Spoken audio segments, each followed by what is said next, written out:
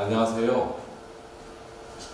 사회적 경제의 이해라고 하는 주제로 군산 시민 여러분들을 만나뵙게 된 오늘 귀한 시간을 좀 할애받은 이현민이라고 합니다. 저는 지금 현재 더불어함께 전북 지역개발협동조합 이사장 함께 맡고 있고요. 전라북도의 전체 사회적 경제가 한자리에 모인 전라북도 사회적경제연대회의 사단법인입니다. 사회적 금융위원장을 맡고 있습니다.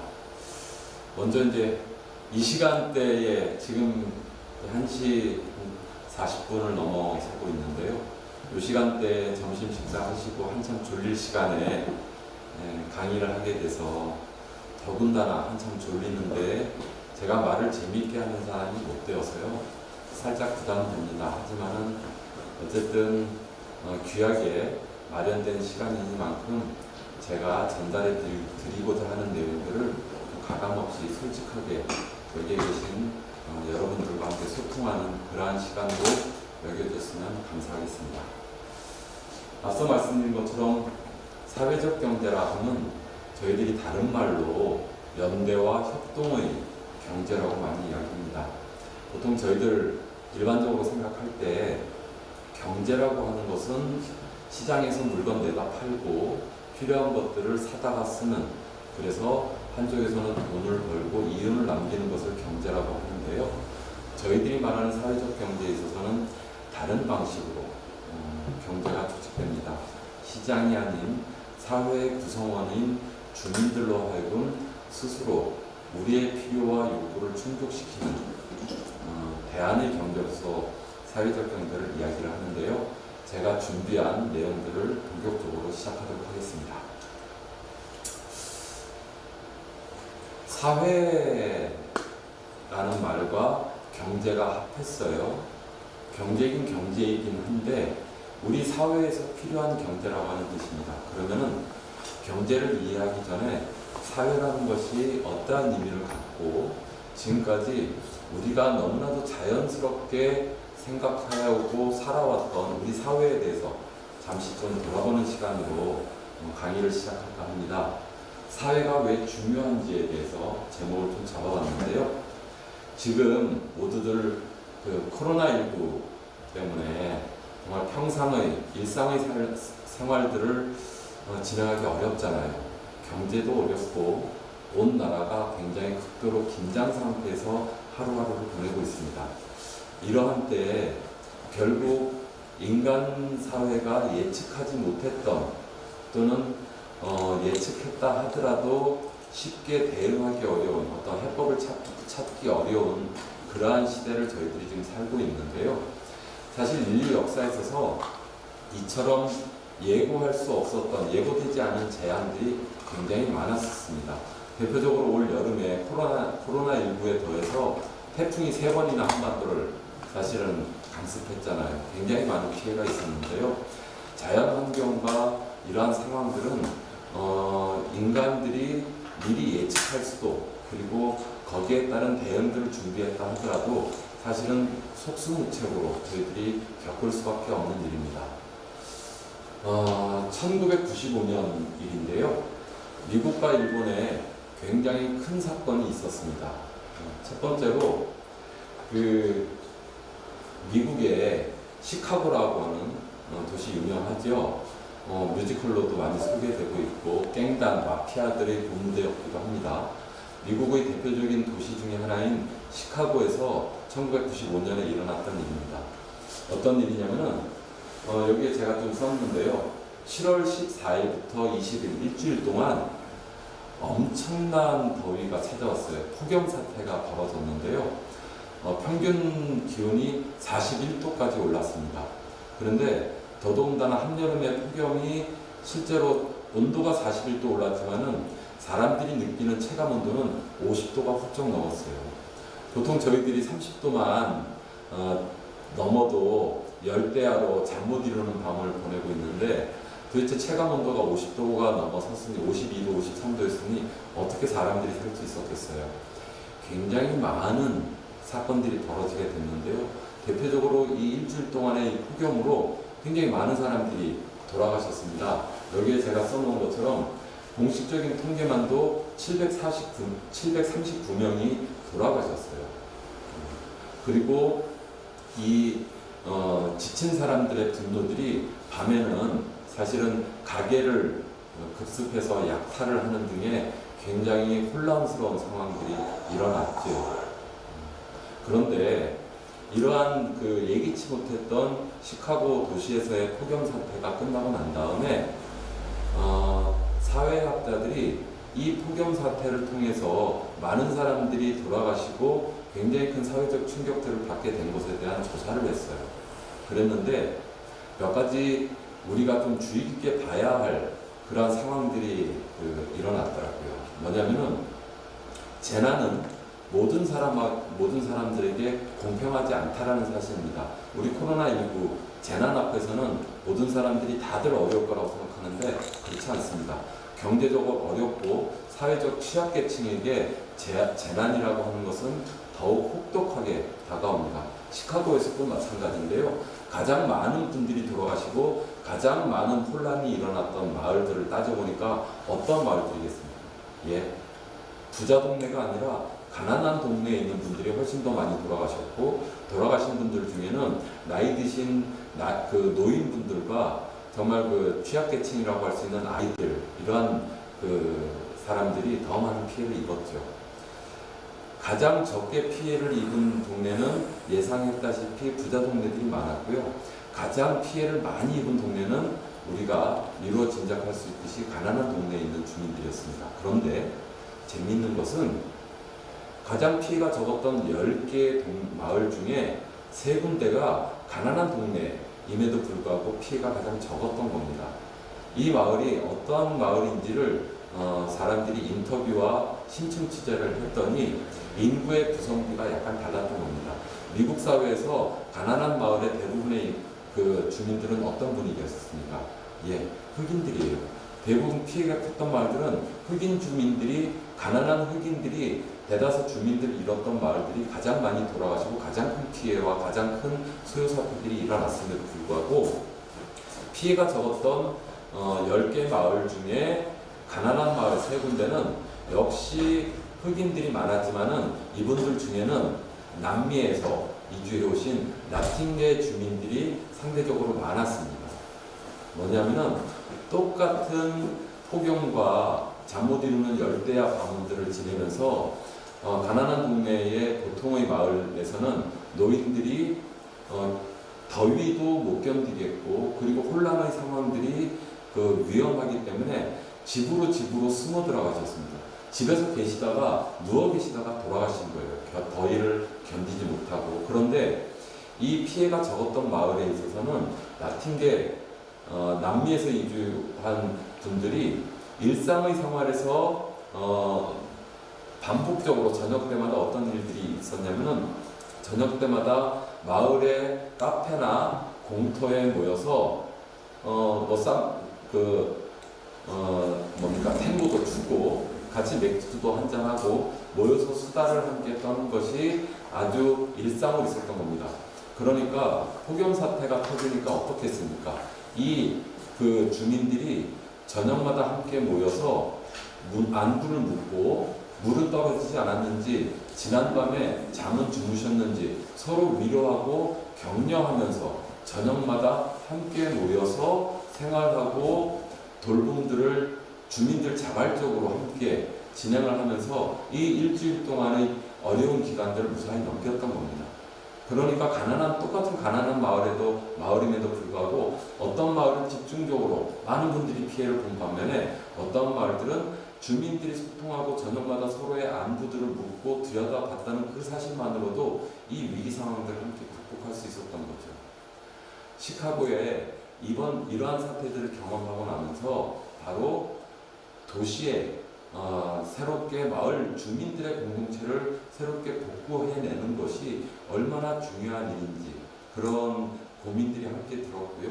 그래서 바로 이러한 1995년에 폭염 사태를 경험하고 난 다음에 시카고에서 진행했던 것이 한국식으로 따지면 바로 도시재생 사업입니다. 그래서 마을의 빈 공간, 공터라든지 비어있는 건물들을 주민들의 커뮤니티 센터로 만들어서 주민들이 모일 수 있도록 모여서 일상의 생활들의 정보들을 함께 나눌 수 있는 그러한 공간으로 삼는 정책 사업들이 진행됐던 거죠. 예, 미국의 이러한 경험들과 함께 일본으로 넘어가 보겠습니다. 1995년 1월 17일 진도 약 7의 6.9가 넘는 대지진이 일어났습니다. 많이들 알고 계시는 고베 대지진인데요. 우리가 그 일제시대 때 사실은 굉장히 큰 피해를 줬던 관동 대지진 이후로 최대의 지진이라고 일컬어지고 있는 고베 대지진입니다. 물론 그 이후에 후쿠시마 대지진 이후에 그 핵발전소 문제가 터지고 그러면서 더 커졌지만은 어쨌든 고베 대지진 당시에도 보면은 6,434명이라고 하는 사망자가 발생했으니 엄청나게 큰 희생들을 치렀죠.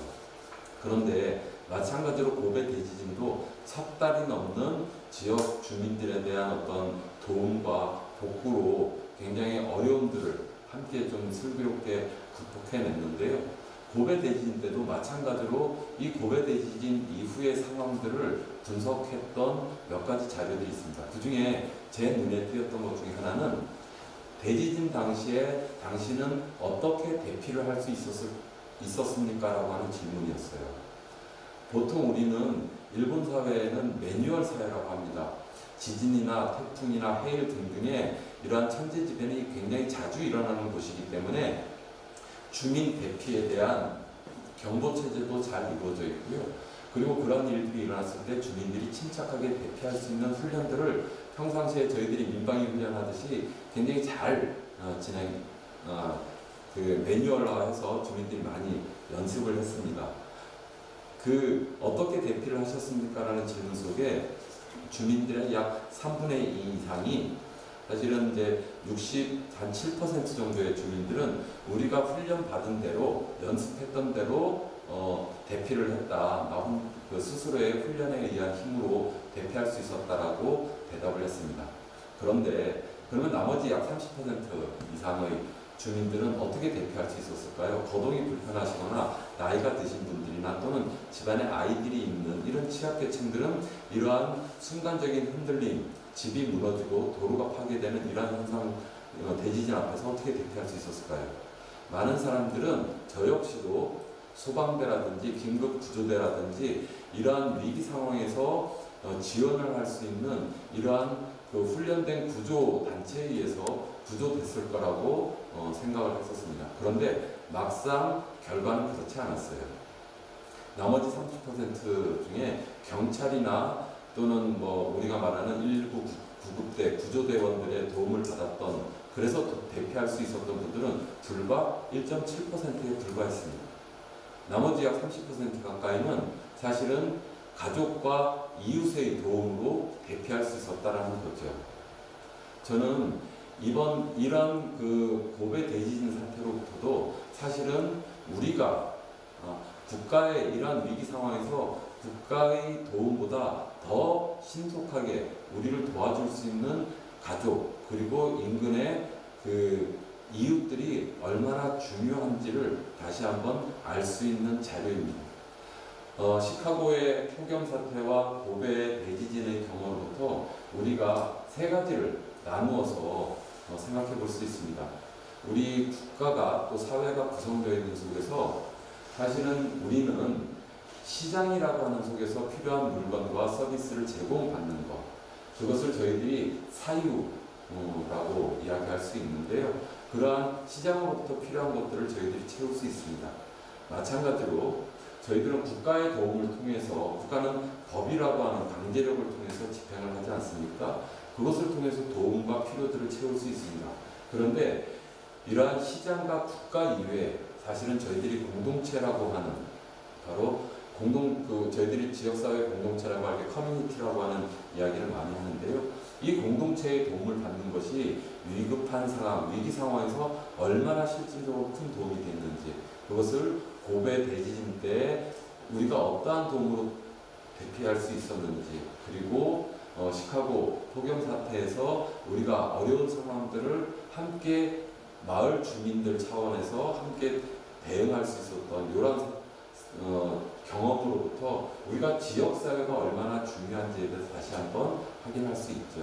저는 그것은 우리가 이러한 코로나19와 같은 상황들을 거치면서 왜 사회가 중요한지, 우리의 필요는 시장으로부터 국가로부터 다 충족받을 수 없다는 사실들을 좀 분명히 강조하기 위해서 두 가지의 사건들을 예로 들었습니다.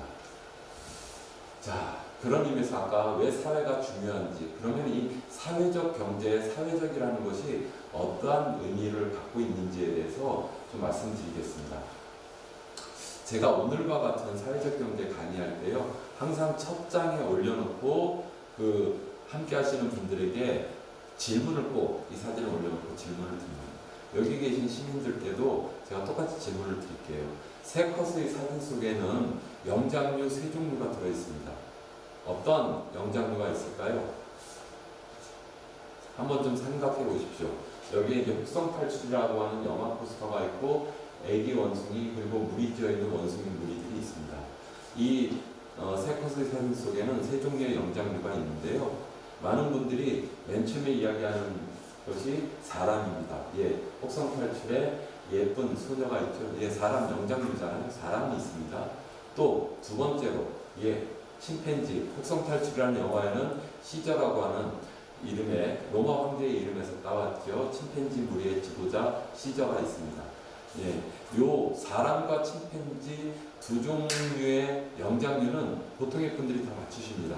근데 세 번째 제가 질문을 드리고자 하는 이 영장류에 대해서는 지금까지 별로 대답을 하시는 분들이 없었어요. 고릴라 땡, 우랑우탕 땡, 아닙니다. 여기에 있는 물이 지어 있는 이 영장류 이름이 뭔지 아십니까? 혹시 아시는 분들이 계실지 모르겠는데 바로 보노보라고 하는 영장류입니다. 앞뒤 이름이 똑같죠? 예, 사람들에게 많이 소개되지 않은 원숭이 종류인데요. 보노보는 침팬지와 아주 구별되는 영장류로 근자에 들어서 많이 소개되고 있습니다. 보통 보노보 혁명, 보노보 군용, 그래서 협동이라고 하는 것의 상징의 아이콘처럼 소개되고 있는 원숭이 종류인데요. 보노보는 침팬지와 굉장히 다릅니다. 침팬지의 무리의 지도자는 저 시저처럼 힘이 센 젊은 수컷이 무리의 지도자입니다. 그런데 그런 만큼 침팬지는 굉장히 공격적이고요. 그리고 위계 질서가 확실합니다. 무리의 지도자가 전체를 다 통솔하면서 말을 듣지 않는, 또는 다음 지도자로서의 경쟁 상대는 가차없이 공격해서 무리에서 내쫓습니다.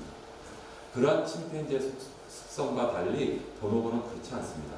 보노보의 별명이요, 평화의 원숭이 또는 사랑의 원숭이라고 하는 별명을 가지고 있는데요. 보노보의 지도자는 젊은 침팬지가 아니라 할머니 보노보입니다. 특히 그 무리에서 새끼를 가장 많이 낳은 할머니 보노보가 그 종족의 지도자예요. 다르게 말하면 젊은 수컷이 지도자인 침팬지와 보노보의 무리는 그래서 싸움보다는 화해를, 공격하기보다는 애정의 표현들, 끊임없이 사랑과 구애를 통해서 문제들을 함께 해결해 갑니다. 보노보의 특징 중에요, 두 가지 정도 굉장히 큰 특징이 있는데, 하나는 시도 때도 없이 사랑을 합니다. 노골적인 애정 행위를 하고요. 그리고 섹스도 아주 자주 한대요. 특히 자기가 배고프거나 필요한 것이 있으면 침팬지처럼 힘으로, 물리력으로 뺏는 것이 아니라, 보노보는 자기가 필요한 것들을 얻기 위해서 알랑방구를 끼고 애정 행각을 해가지고 그 필요한 것들을 나눠 먹는다고 해요. 그러한 보노보, 그 보노보가 또 하나의 또 인간과 같은 특징 중에 하나는 얼굴에 미소를 짓는다고 합니다. 그러니까 침팬지는 소리로서 자기의 감정을 표현할 수 있는데요. 보노보 역시 소리뿐만이 아니라 얼굴로 스마일을 지을 수 있다는 거예요. 되게 신기하지 않나요? 다르게 말하면 침팬지, 고릴라, 오랑우탕은 인간처럼 얼굴 표정으로 기쁘다, 즐겁다 하는 표정으로서 기쁜 감정을 전할 수 없는 거죠. 보노보만이 유일한 영장류라고 합니다. 그런데 제가 오늘 이 자리에서 침팬지가 아닌 보노보를 소개하는 이유는 바로 이 보노보가 DNA 유전학적으로 오히려 인간과 가장 닮아있는 영장류라는 겁니다. 불과 1.3%밖에 차이가 안 난대요. 다르게 말하면 98.7% 인간과 가장 닮아있는 영장류 중에서도 인간과 가장 닮아있는 영장류인 거죠. 아시겠죠? 제가 보노보를 소개한 것은 침팬지와 달리 우리는 지금 불과 자본주의가 시작했던 산업혁명 이후에 3,400년 전 자본주의와 함께 우리는 끊임없이 경쟁해지되고 남보다 힘도 세지되고 더 높은 권력을 그리고 더 많은 것들을 가지고 있어야 행복하다고 배워왔습니다. 그런데 그렇지 않다라는 거예요. 인간의 원래 모습은 바로 보노보처럼 내 새끼를 키우는 것이 아니라 보노보는 지금도 이 새끼를 무리져서 함께 키웁니다. 필요한 것이 있으면은 그 무리가 함께 협력해서 필요한 것들을 함께 만들어 가요. 인간은 오히려 그 가장 닮은 보노보처럼 지금의 역사를 협력과 협동과 연대를 통해서 이루어 왔는데 불과 짧은 기간 동안에 마치 우리는 본성이 경쟁인 것처럼 그래서 강한 사람이 모든 것을 독점할 수 있는 것처럼 교육받고 훈련받아 왔다는 거죠. 다르게 말하면 본성으로 돌아가야 된다는 겁니다. 그 본성에 인간의 본성에 맞는 것이 바로 자본주의의 무한 경쟁이 아니라 함께 돕고 협력하는 사회적 경제가 인간의 본성에 더 적합한 경제 방식이었다는 거고 그것이 오랜 시간 인류의 역사에 함께 해온 경제 시스템이라는 겁니다. 그걸 우리가 잊고 있었다는 거죠. 말씀드린 것들을 몇 가지 키워드로 다시 한번 정리해 보겠습니다. 경제라고 하는 것은요, 말 그대로 풀었으면은 경세재민의 준말이라고 합니다. 그 경세재민이라고 하는 것은 널리 세상을 다스리고 백성을 구제한다라고 하는 뜻이죠. 그런 뜻에서 이미 경제라는 말 속에서는 돈을 번다라고 하는 개념은 없습니다. 네, 백성들을 잘 다스리기 위해서 가장 중요한 게 뭡니까? 굶주리지 않아야지 되잖아요. 풍찬노숙하지 않아야지 되지 않습니까? 그것이 경제인데요. 이거를 영어, 이코노미의 어원을 찾아봤더니 히라버, 그리스어로 오이코스노미아 두 개의 단어의 합성어인데 오이코스라고 하는 우리가 가정, 집안과 같은 그 오이코스 플러스 노모스, 관리한다라고 하는 이 두 가지의 뜻이 합성된 것이 경제라는 뜻이었다는 겁니다. 즉, 집안 살림을 관리하는 집안 살림살이를 경제라고 이야기했던 거예요. 그래서 살림살이라고 하는 경제는 굉장히 다양한 뜻으로 쓰였습니다. 예를 들면 나온 것처럼 하늘의 질서, 신의 섭리, 신체, 팔다리가 잘 작동하는 것과 같이 무언가 조화롭고 안정된 그러한 상황들을 경제라고 표현했다는 겁니다. 신이 세상을 창조하고 세상에 안정된 질서를 부여한 것, 그것이 바로 경제라고 하는 뜻이었다는 거죠. 자, 제가 말씀드린 살림살이라는 게 뭡니까? 결국에는 가장으로서 가장 중요한 일은 집안의 가족 구성원들이 굶지 않아야지 되고요. 찬바람 맞으면서 잠자지 않아야지 되고 또 우리 아이들이 어디 밖에 나가서 놀림감이 되고 두들겨 맞고 들어오지 않아야지 됩니다. 그러려면은 바로 집안의 구성원들이 각자 굶주리지 않고 할 수 있는 일들을 잘 찾을 수 있도록 조화롭게 살림살이를 꾸려나가는 것, 그것이 바로 경제라고 하는 뜻이었다는 거죠. 그런데 오랜 기간 동안 쓰였던 이러한 안정된 조화와 질서, 살림살이와 같은 것들의 의미로서의 경제가 지금 어떻게 바뀌었습니까? 돈으로 자본을 투자해서 시장에서 물건을 팔아서 돈을 벌어서 그것을 또 재투자하든지 내가 좀 더 부자가 되는 방식으로 기업 행위를 하는 것, 그것이 바로 경제라고 저희들이 배워왔는데 실제로 이런 식으로 경제라는 말이 쓰인 것은 불과 얼마 되지 않았다는 겁니다. 자, 그러한 경제를 연구하는 경제학이라는 것은 그런 의미에서 저희들이 물론 이제 대학 때 경제학을 전공하신 분도 또 경제학을 본격적으로 공부하신 분들도 계실 텐데 경제학은요 특히 사회과학 속에서도 가설을 전제로 하고 있습니다. 즉 경제학이라고 하는 것은 가설을 세우고 그에 따른 증거라든지 실질적으로 그 구형태를 확증을 통해서 입증해내는 학문인데요. 경제학의 그 전에 경제학 혹시 공부하신 분들은 맨 처음에 한번 생각을 좀 해보십시오. 경제학 입문의 책장을 딱 넘기면 경제학은 선택과 자유의 학문이라고 이야기합니다. 선택과 자유의 학문이라는 것은 어떤 뜻이냐면요. 가장 합리적인 선택을 통해서 자신의 자유들을 최대한 누릴 수 있는 그러한 것들을 연구하는 학문이라고 하는 뜻인데요. 여기서의 선택이라고 하는 것은 바로 전제로서 인간은 합리적인 선택을 하는 존재다라고 하는 첫 번째 가설에 등장을 합니다. 인간이 합리적인 존재다, 합리적인 선택을 한다. 이 뜻은 어떤 뜻이냐면은 경제학적으로 정확하게 좀 풀어보면은 인간은 자신에게 가장 유리한 최적의 선택을 한다라고 하는 뜻이에요. 최적의 선택, 자신에게 가장 유리하다는 선택, 예를 들어보겠습니다. 오늘 점심 집에서 드신 분들도 계시고 밖에 나가서 외식하신 분들도 계셨을 텐데요. 우리가 점심 때 짜장면 한 그릇을 먹더라도 눈에 띄는 아무 중국집 가서 짜장면 먹지 않습니다. 이왕이면은 휴대폰을 뒤지거나 또는 정보에 밝은 사람들한테 물어봐서 이 근처 짜장면집 어디가 제일 맛있어 물어보잖아요. 이왕이면 같은 값이면은 맛있고 싸고 양도 많은 그러한 짜장면 한 그릇을 저희들이 선택하기 위해서 나에게 가장 유리한 선택들을 위해서 합리적으로 판단한다는 거예요. 합리적 선택은 그래서 그것은 인간은 자기의 가장 최대의 자기에게 유리한 최적의 선택들을 하기 위한 이기적인 존재로서 사람을 보는 거죠. 인간은 이기적인 존재인가? 라는 질문들을 우리가 해볼 수 있는 것 아니겠습니까? 근데 인간이 정말로 이기적인 존재일까요? 인간은 그렇게 이기적인 존재가 아닙니다. 이기심만큼이나 더 큰 이타심을 가지고 있어요. 그 이타심 덕분에 우리 인류의 역사들이 지금까지 이어질 수 있었죠. 교육방송에서 재미있는 실험 영상을 본 적이 있는데요. 많이들 보신 분들이 계실 겁니다. 책상 위에 한 여성이 앉아 있습니다. 책상 위에는 서류 뭉치가 있고요. 앞에는 갓난쟁이 아기가 있고 비슷한 지능지수의 원숭이 새끼가 있습니다. 둘을 놓고 이 여성이 슬쩍 책상에 있는 그런 종이다발을 떨어뜨립니다.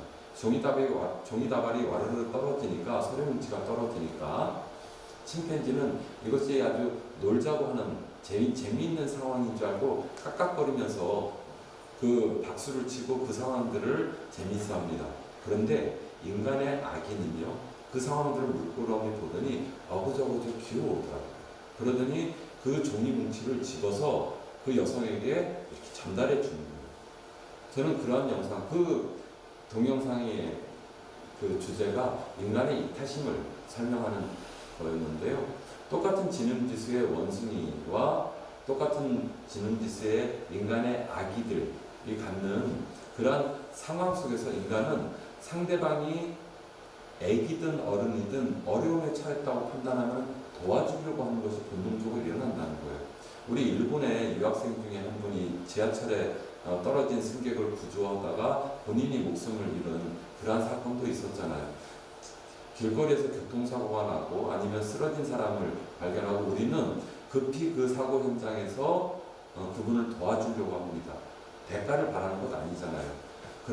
다르게 말하면 인간은 본성적으로 이기심뿐만이 아니라 더 큰 이타심을 가지고 있는 존재인데 왜 그것이 이기심을 가진, 그래서 나에게 가장 유리한 선택만 하는 존재로서 인간을 규정하느냐라는 질문입니다. 두 번째로는 시장은 효율적이다라고 이야기해요. 시장의 효율성은 보통 경제라 하면 수요와 공급은 물건을 팔려고 하는 거죠. 수요는 내가 필요한 상품이나 서비스를 얻는 겁니다. 수요와 공급이 만나서 어디에서 시장에서 만나서 가격과 물량이 결정된다고 이야기를 합니다. 그런데 경제는 시장에서만 벌어질까요? 시장 바깥에서 이루어지는 것은 경제가 아닌가요? 다르게 말씀드리면은 우리가 필요한 물건과 돈을 주고 살 때는 시장에 살 수 있습니다. 하지만 우리는 시장에서 돈을 주고 사지 않으면서도 나의 필요를 채울 수 있는 거죠. 그런데 그것은 경제의 대상이 아닌가요? 그런 의미에서 우리는 경제학이 전제로 하고 있는 인간은 합리적인 선택을 한다, 시장은 효율적이다라고 하는 이 가설에 대해서 문제제기를 할 수 있습니다. 인간은 그렇게 이기적인 존재가 아니라는 거예요. 이타적인 존재이고, 그렇게 시장이 효율적이면은 왜 거품 경제들이 시장에서 계속해서 발생하냐는 거죠. 공황도 그렇죠. 우리만 따져도 사실은 금융위기라든지 이런 것들이 다 발생하는 것이 시장에서 일어나는 것 아닌가요? 양측면이 있는 거죠. 자, 여기에 제가 경제에서 아까 말씀드렸던 살림살이가 아니라 경제를 바로 이렇게 규정했던 것. 1930년 영국의 런던 경제대학교에 라이언 로빈스라고 하는 학자가 이렇게 규정을 했습니다. 무한한 욕망을 가진 개인이 희소성의 조건 속에서 만족을 극대화하기 위한 선택. 풀어보겠습니다. 인간의 욕망은 무한하다. 그런데 지구, 자연 자원은 무한할 수 없죠. 유한하죠. 그렇기 때문에 욕망은 무한한데 유한한 그 자원들을 자기가 차지하기 위해서, 즉 인간의 만족을 극대화하기 위해서 합리적인 선택을 하는 것. 이 말에 대해서 쉽게 동의가 가십니까? 거의 90년 전 규정인데요. 지금도 많은 사람들은 경제를 이렇게 규정하고 있습니다. 그런데 인간의 욕망은 무한할 수 있지만은 무한한 욕망을 다 채울 수는 없습니다. 그렇기 때문에 우리는 사회의 구성원으로서 무한할 수 있는 욕망을 억제하고 그것을 일정한 사회 속에서, 국가 속에서 다른 사람과 그 욕망들을 함께 조절하기 위한 훈련들을 끊임없이 교육의 방식이든 다른 사람과의 교류를 통해서 합의해냈던 존재들 아닌가요? 다르게 말씀드리면은 자연이 유한한 조건에 맞추어서 무한한 욕망을 채워나가는 것이 인간의 본성이 아니라 그 속에서 만족의 극대화가 아니라 만족을 적정한 만족들을 채워나갈 수 있는 합의를 해왔던 것들이 인간의 역사라는 겁니다.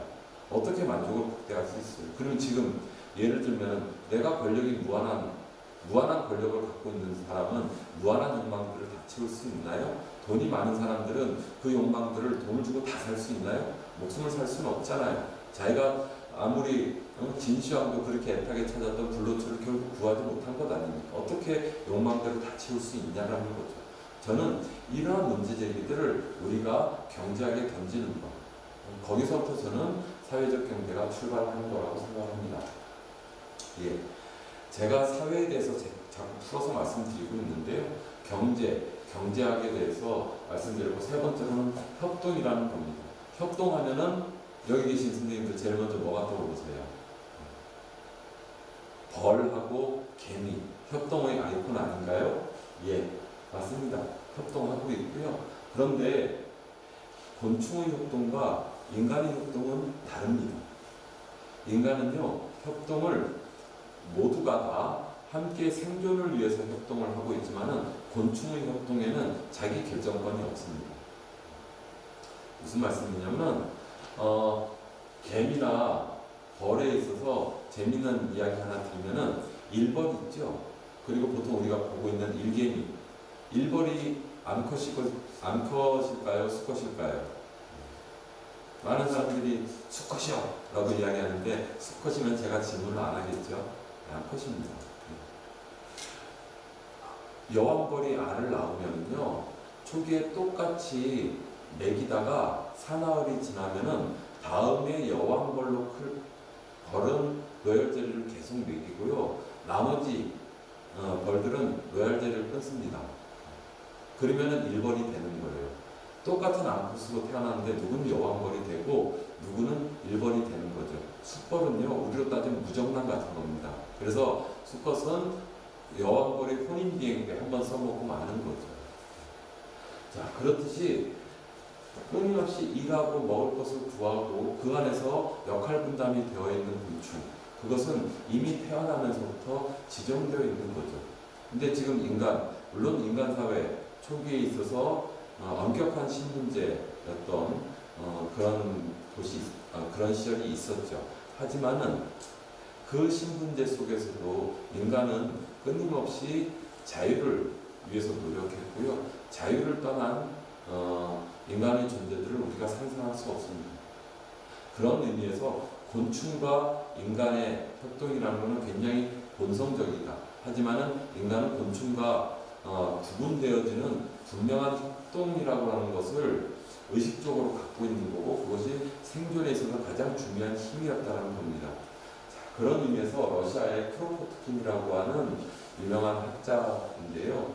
이분이 100년 전에 썼던 만물은 서로 돕는다라는 책 제목으로 지금 번역되어 나와 있는 상호구조론이 있습니다. 이거는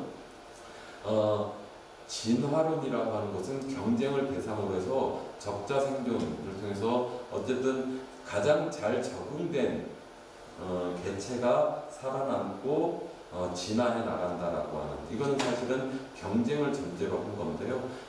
인간의 역사도 그렇고 만물 역시도 경쟁을 통한 진화의 방식이 아니라 상호구조, 서로 협력하고 도우는 것을 통해서 함께 성장하고 견뎌왔다는 거죠. 그래서 크로포트킨이 그 상호구조라는 책들을 통해서 그 러시아의 방대한 곤충과 그 자연 속에서의 협동들을 연구했는데요. 그 결론으로 말을 한 것이 결국 협동이라는 것 역시도 인간에게 있어서 가장 본능이고 인간의 본질에 가깝다는 겁니다. 본성이라는 거죠.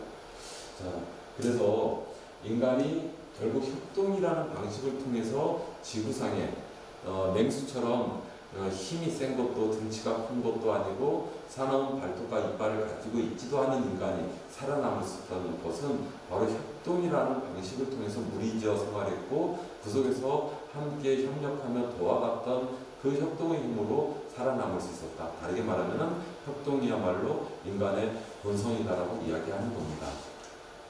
자, 이러한 내용들을 통틀어서요, 사회적 경제를 이렇게 규정합니다. 저는 이러한 규정에 동의하는데요. 사회적 경제를 공부하시는 분들이 많이 필수 텍스트로 거대한 전환이라고 하는 책들을 읽습니다. 제목 듣고 좀 어려운 책인데요.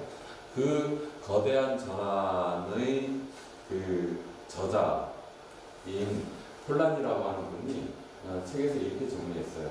사회적 경제에 공통성이 있다. 첫 번째로는 경제는 경제인데 돈벌이 경제가 아니라 살림살이 경제의 특성들을 가지고 있다는 겁니다. 무슨 뜻인지 아시겠죠? 돈을 벌고 물건을 사고 파는 경제가 아니라 아까 집안 살림살이를 잘 해나가듯이 구성원들이 안정적인 질서들을 영위할 수 있도록 배고프지 않고 굶주리지 않고 추위에 노출되지 않도록 해나가는, 말 그대로 백성을 구제하는 경제로서의 살림살이 경제로서의 공통성을 갖고 있다. 두 번째로는 사회인데, 사회는 어떠한 사회냐면은 경쟁사회, 누군가를 상대해야 되고 이겨넘어야 하는 그러한 그 무한 경쟁의 경쟁사회가 아니라 연대로서의 사회, 어깨를 함께 걸고 서로 마주보고 싸우는 것이 아니라 어깨를 함께 걸고 어깨를 함께 나란히 하고 공동의 목표를 위해서 함께 노력하는 그러한 연대로서의 사회의 공통성을 가지고 있다. 그리고 세 번째로 그러한 살림살이 경제와 연대로서의 사회를 영위하는 그 구성원들의 삶들을 보니까 잘 먹고 잘 살자가 아니라 규범적 기준으로서 도덕적으로 좋은 삶, 의미 있는 삶, 가치 있는 삶이라고 하는 것들을 지향하더라는 거죠. 이 세 번째 것은 사실은 아리스토텔레스가 윤리학에서 말한 그 이야기인데요. 인간에게 있어서 가장 중요한 삶이라고, 훌륭한 삶이라고 하는 것은 앞서 경제학에서 전제했던 무한한 욕망을 채워나가는 존재로서의 인간이 아니라 자기의 욕망을 자제하고 절제하면서 그 속에서 윤리적으로, 규범적으로, 도덕적으로 스스로의 완성을 높여나가는 그러한 삶, 훌륭한 삶들을 살아나가는 구성원들에 의해서 이 사회적 경제라는 것들이 그 운영되더라라는 겁니다. 저는 이 세 가지 기준에 대해서 동의합니다. 사회라는 것이 결국 2인 이상의 복수의 사람들이 집단과 무리를 이루어 생활하는 것입니다. 그리고 한 개인도 그렇고 마찬가지로 사회 구성원으로도 사람에게 필요한 것이 있죠. 그런데 그 필요한 것을 어떻게 얻어낼 것인지, 그런데 그 얻어내는 과정에 있어서 우리는 사회적으로, 역사적으로, 정치적으로, 윤리적으로 어떻게 필요를 채워나가느냐는 그 사람들의 생각도 그 사회의 합의에 따라서 천양지차라는 겁니다. 그래서 궁극적으로 사회적 경제라는 것은 우리의 이 구성원, 한 사회의 구성원들이 스스로의 필요들을, 근데 그 필요라고 하는 것이 살림살이를 영위하기 위한 필요들을 어떠한 방식으로 구할 것인지를, 충족해 나갈 것인지를 고민하면서 우리가 바로 사회적 경제에 대한 고민들을 지금 진행하는 것이 아닌가라고 생각하는 거죠. 지금부터 그 사회적 경제라는 것이 좀 더 철학적으로 그리고 경제학적으로 어떠한 의미가 있었는지 지금까지 말씀드렸으면은 지금부터는 좀 불편한 진실을 1시간 정도 여기에 계신 분들에게 좀 소개해 드려야 될 것 같습니다. 우리가 살고 있는 우리 세계, 국가, 우리 사회, 우리 지역의 경제 현실이 어떠하냐에 대한 것을 다시 한번 들여다보자는 거죠. 경제 어려운 거야 뭐 두말할 필요 없겠죠? 예. 한국 경제 곤두박질 치고 있습니다. 예, IMF 때 1년 경제 성장률 마이너스 5.7%였고요.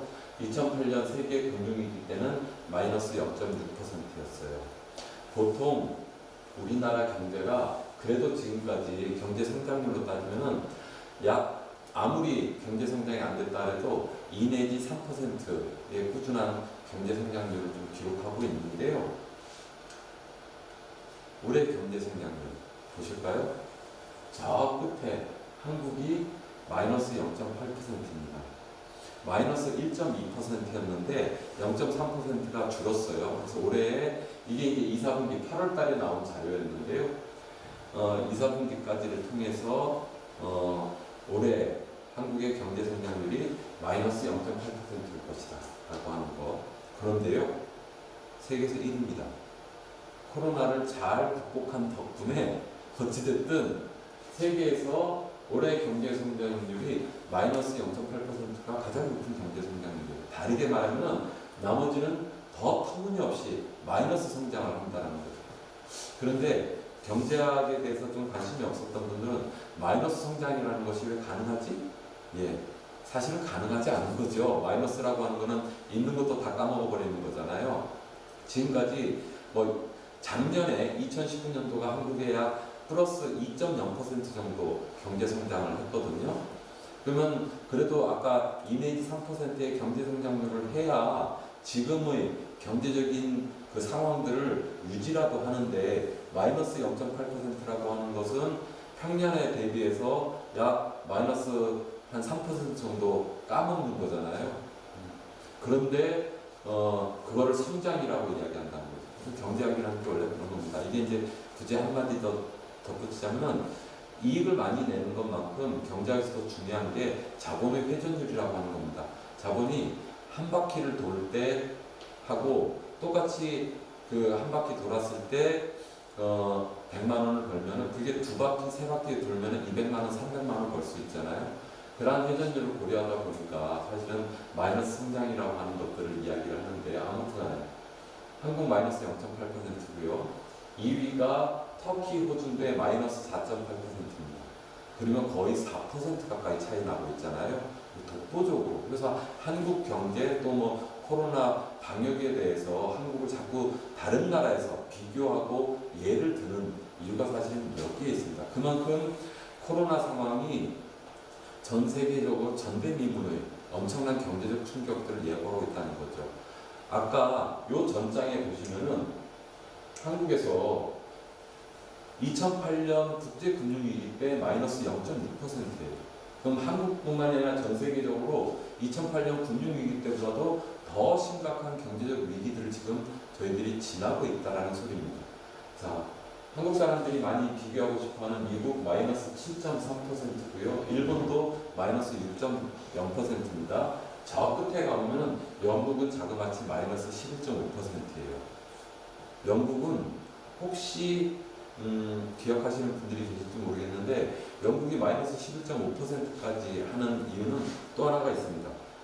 코로나가 생기기 전에 올 1월 말에 영국이 굉장히 큰 정치적 사건들을 겪어요. 뭐였냐면은 바로 EU 연합에서 탈퇴하기를 결정했잖아요. 블랙시트라고 하는. 말도 많고 탈도 많았죠. 영국에서 국민 투표를 몇 번을 하고 이 뭡니까 내각이 몇 번이 이렇게 뒤집히고 그랬었는데 결국 영국 같은 경우는 블랙시트 탈퇴라고 하는 경제적 악재 더해서 코로나19 상황까지 겹치면서 사실은 이러한 그 마이너스 11.5%라고 하는 최악의 경제 상황들을 보내고 있다. 그렇게 이제 경제 분석에서 이야기하더라고요.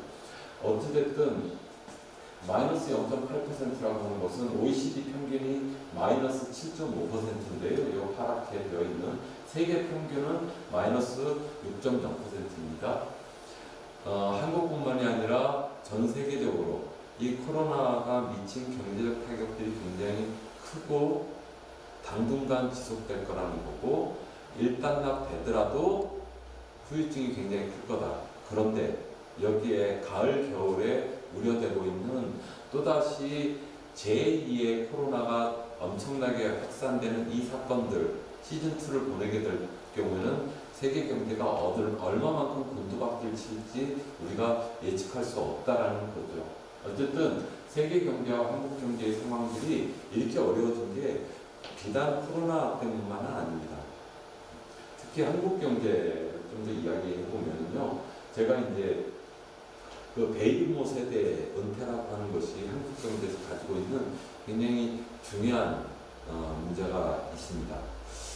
몇 년 전에 좀 이따 이야기를 하겠습니다만은 우리나라의 인구 구조가 변하고 있다라고 하는 전 세계적으로 인구 구조가 변하고 있다라고 하면서 베스트셀러로 이렇게 떠오르는 책들이 있는데 그 중에 하나가 인구 절벽이라고 하는 미국의 헨리 덴트라고 하는 경제학자가 쓴 건데요.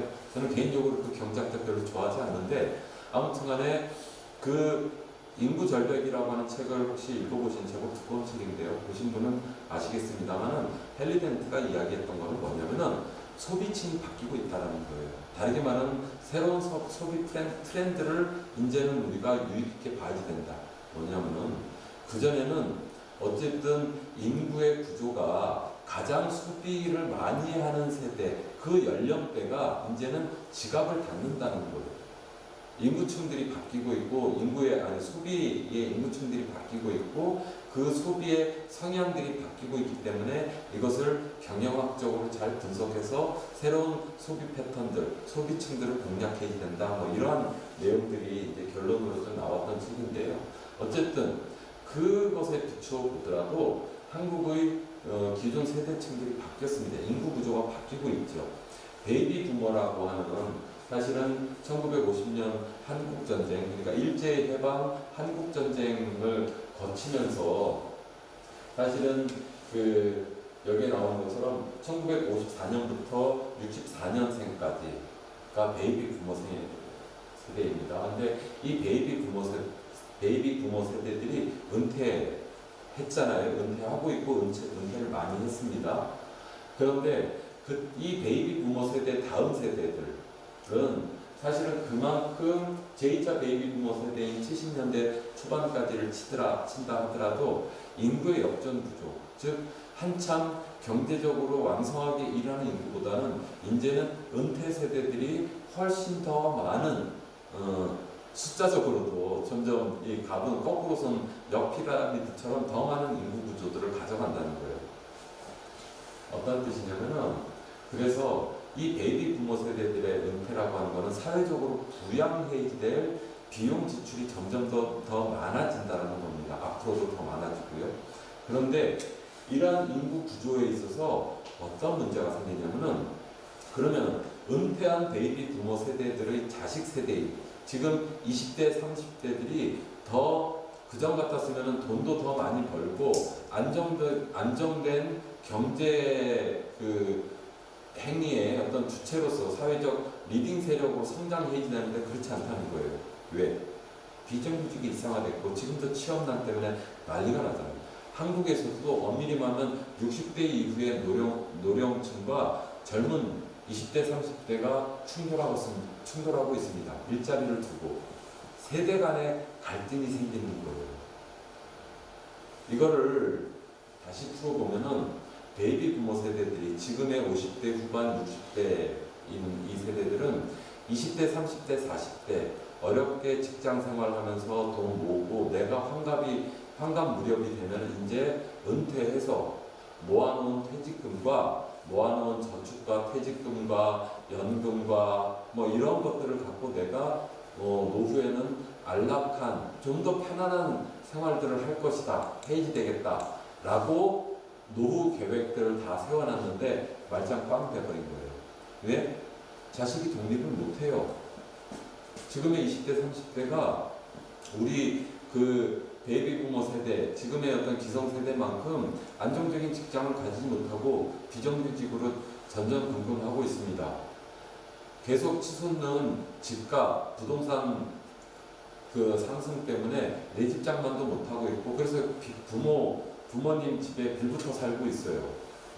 저희들이 3포, 5포, 이제는 7포 세대라고 그러지 않습니까? 젊은 세대들이 포기하고 있고요. 근근히 비정규직도 아닌 아르바이트로 생활하고 있어요. 부모님 품에서 벗어날 것이 요원해지는 거죠. 그럼 어떻게 되겠습니까? 부모 세대들은 이제는 자식으로부터 좀 더 자유로워질 줄 알았는데 자식들이 여전히 기대고 의지하고 있어요. 그러면은 여전히 내가 가장으로서의 역할들을 계속 해나가게 되는 거예요. 두 번째 이유. 우리가 자연 수명이 더 길어지지 않았습니까? 지금의 50대, 60대 이하는 정말 재수 없으면 100살까지 살아야지 돼요.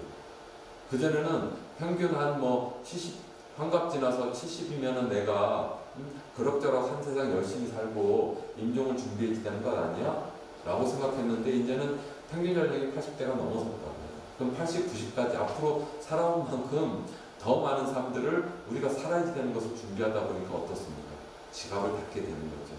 내 나이도 살아갈 나이들이 더 많고 자식 세대에 대한 이러한 불안감 때문에 써야 될 돈들을 안 쓰는 거죠.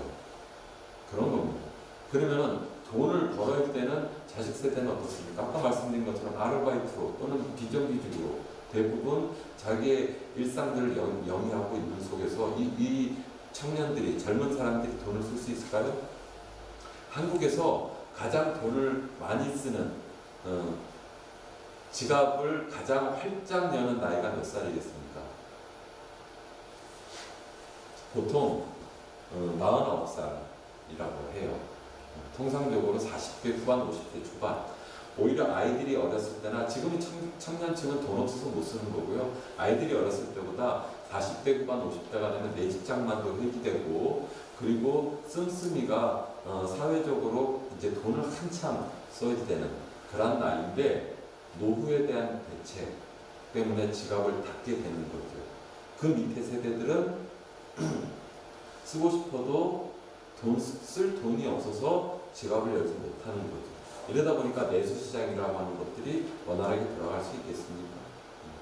경제라고 하는 것들이요, 사실은 훨씬 더 많은 이러한 중요한 변동 요인이 있는 겁니다. 그래서 인구 구조들을 저희들이 유심히 자꾸 지켜보는 거고요.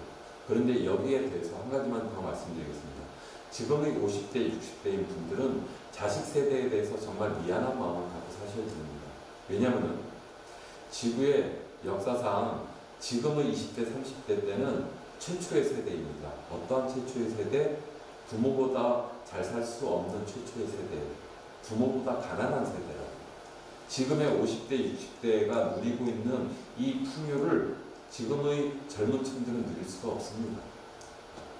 그런데 지금의 젊은 층들은 지금의 기성세대가 누린 그 후과에 기후변화의 문제, 에너지의 문제, 환경오염의 문제 등등의 굉장히 많은 지구 환경적 문제나 사회적 문제에 대해서 더 많은 지출을 해나가야지 돼요. 부모보다도 잘 살 수 없는 세대에 대한 부끄러움들을 우리가 가지고 있어야 되죠. 저는 그 속에서 우리가 살아왔던 경제에 대한 반성들, 저는 그 속에서부터 우리가 사회를 다시 한번 보게 되고 경제라는 것이 도대체 뭐야? 라고 하는 질문을 던지게 된 것이 아닌가라고 생각하는 겁니다. 세계적 상황, 한국적 상황. 그런데 그러한 경제가 우리 사회의 인식 구조들을 어떻게 바꿨는지 한번 보실까요? 이거는 IMF 이후에 2000년대 들어서서 공식적으로 갤럽 조사를 통해서 밝혀진 건데요. 저는 한국인이 법 안 지킨다, 외물 선호한다, 뭐 이런 부분까지는 그런 통념으로 그냥 인정할 수 있다고 칩시다. 근데 다섯 번째 보면 어떤 내용이 있냐면요. 자신에게 유리하면은 타인에게 피해를 끼쳐도 어쩔 수 없다. 여기에 절대 다수의 사람들이 동의하고 있다는 거예요. 이게 뭐냐면요.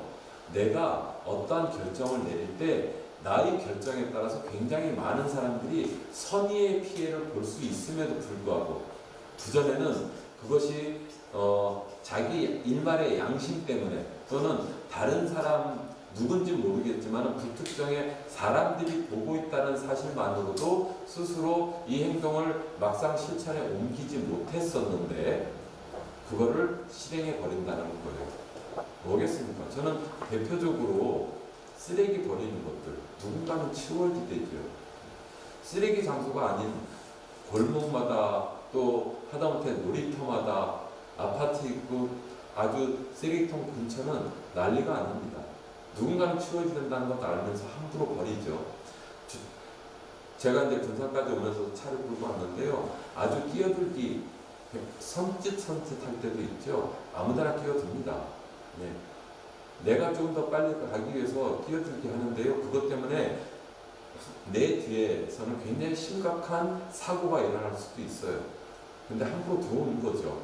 그것이 마치 운전 문화인 것처럼 인정하게 되는 뭐 아주 작은 예로 들었지만은 사실은 이렇게 한국 사회에 있어서 신뢰를 잃어버린 이 증상들 하루아침에 일어나는 것이 아니라 바로 경제가 미친 후과라는 거예요. 그 결과물이라는 겁니다. 한국 사회에서 공정한 경쟁이 이루어질 수 있을 것이라고 믿지 않아요. 우리의 젊은이들. 정말 내가 금수저가 아닌 이상, 최소한 은수저가 아닌 이상 스스로 내가 흑수저라고 생각하면은 우리 사회에 공정한 경쟁이 있기는 어려울 것이다라고 보는 거죠. 그래서 젊은이들이 공무원 시험 준비하는 겁니다. 네. 일반 기업에 들어올 때 어떠한 낙하산이, 어떠한 공정하지 못한 인사가 일어날 수 있겠다라고 하는 그런 불신들 때문에 그래도 나의 실력을 시험을 통해서 테스트 받는다라고 할 때 물론 공무원이 가져다 주는 정년이 보장되고 안정되어 있다라고 하는 이러한 메리트도 있지만은 어쨌든 공정 경쟁에 대한 신뢰들이 없다는 거죠. 그런 것들이 사실은 그 공무원 시험으로 집중되는 그러한 어떤 그 사회 현상들을 사실 좀 불러오는 거고요. 두 번째로 아까도 계속 말씀드립니다만은 다른 사람을 희생시켜라도 자기의 이익을 챙기겠다? 이건 불과 한 세대 전에 남의 눈치 또는 나의 양심에 비추어서라도 우리가 쉽게 결정하지 못했던 거예요. 그런데 지금 그런 결정들을 국민 대다수가 하고 있다는 거죠. 우리 사회가 얼마나 많이 각박해졌습니까? 저는 우리 사회가 이렇게까지 극단으로 치닫게 된 이유들, 저는 그거에 한편에 있어서는 우리가 만들어냈던 책임들이 있다라고 보는 거죠. 그 아픈 각성들이 저는 필요하다고 생각하는 겁니다. 그러면은 원래 한국 사람이란 우리는 어떠한 민족인지 아까 저렇게 이기적이고 정말 탐욕적인 선택을 하는 것이 우리 국민성인지 저는 그렇지 않다고 보는 건데요. 잠깐.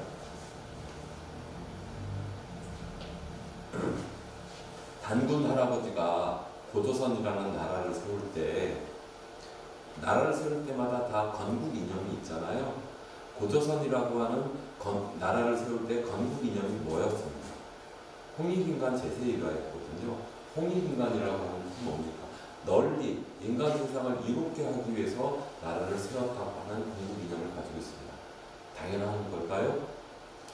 중국의 이 춘추 전국 시대에 그 수많았던 나라들, 홍익인간, 널리 세상을 이롭게 하기 위해서 나라를 세운 나라가 단 한 곳이라도 있을까요?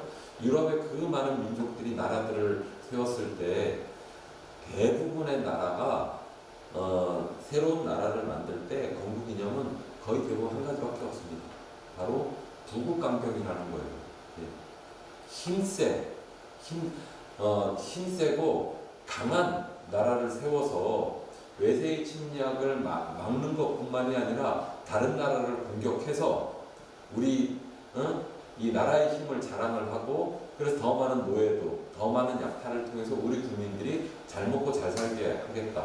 부국강병이라고 하는 것이 건국 이념의 상당수를 이루고 있죠. 근데 우리는 사실은 홍익인간이라고 하는 건국 이념을 통해서 최초의 나라를 세웠고요. 그 홍익인간의 정신이 삼국시대 고려 조선까지 대동정신이라고 하는 것으로 면면이 이어져 내려왔다는 겁니다. 이 대동이라고 하는 것이 뭡니까? 우리가 한 몸, 한 가족이라는 거예요. 세상을 이롭게 하기 위해서는 사실은 너와 나의 구별이 아니라 우리가 널리 한 세상, 한 몸, 한 가족을 이루고 있다라고 하는 이런 어떤 공동의 의식들, 널리 세상을 감싸는 포용의 이러한 철학들이 면면이 우리 안에 흐르고 있었습니다. 그런데 한국 근대화의 이 경제적 발전의 기틀을 만들었다고 하는 박정희 1970년대 새마을운동, 다시 한번 우리가 봅시고 생각해 볼까요? 예, 전 세계에서 일제로부터 해방되고 6.25 한국전쟁을 겪었을 때까지만 해도 한국은 전 세계에서 가장 가난한 나라 중에 하나였습니다. 그런데 소위 한강의 기적이라고 하는 것을 이뤘죠. 경제적 성장을 단기간 내에 굉장히 성장을 했습니다. 지금 현재 세계 10위권의 경제 대국이고요. 이게 이제 뭐 내년쯤 되면은 지금 9위인가 그런데 7, 8위로 올라선다고 해요. 러시아를 역전시킨다고 하죠. 그러한 규모의 경제국으로 성장을 했습니다. 그 밑바탕을 이뤘다고 하는 새마을운동의 새마을 정신, 근면자조 협동입니다. 많이 들어보셨죠? 협동조합의 원칙이에요. 자조와 협동. 그런데 새마을운동 때, 물론 지금 20대, 30대 때는 전혀 기억이 없으시겠습니다만은 그 전에 새마을 노래라고 있었습니다.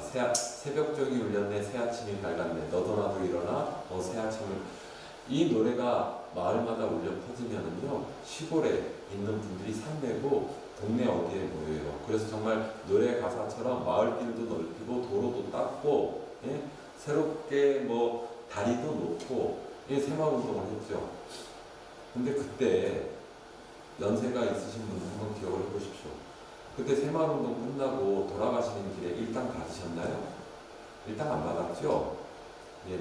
물론 당시에 군사독재이기 때문에 국민동원령처럼 국민들이 자발적으로 정부의 강력한 의지에 조응하는 국민들의 자발적 희생으로 새마을운동이 진행됐습니다.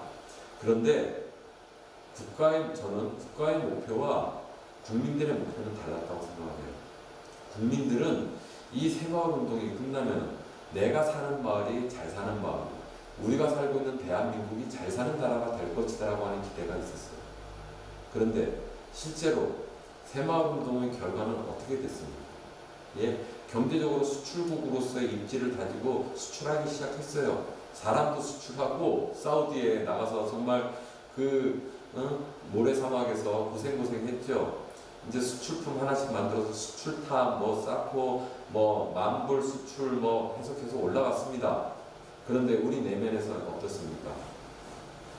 도시의 노동 현장에 있어서의 정말 엄청난 사실은 이 극과 극이 존재했죠.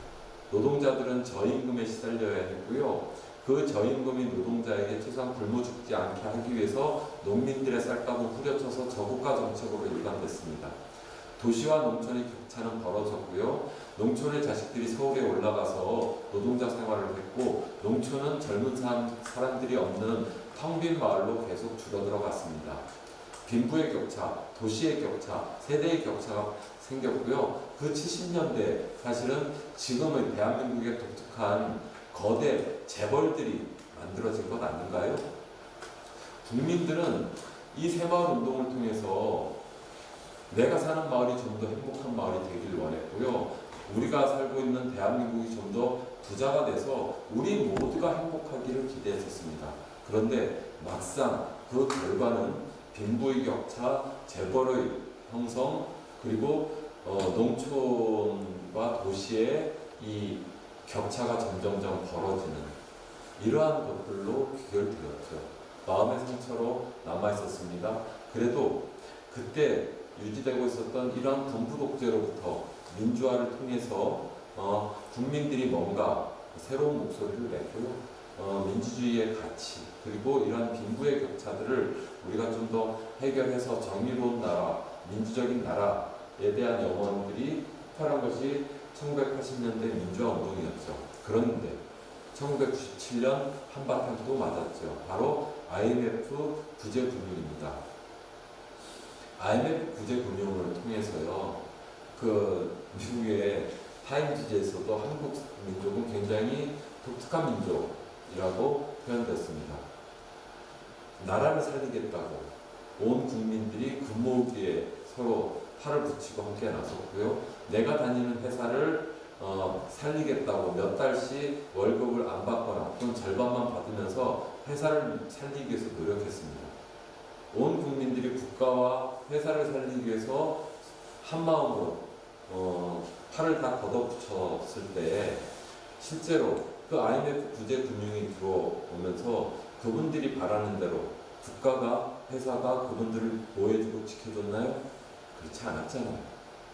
안타깝게도 내가 몇 달씩 임금 체불을 또는 그 절반의 절반만 받으면서 지켰던 회사로부터 우리는 정리해고 통보를 받았습니다. 그리고 비어진 자리는 비정규직으로 채워졌죠. 그리고 국가를 위해서 헌신했던 이 국민들에게는 비정규직의 일상화 그러한 상황들이 벌어졌고요.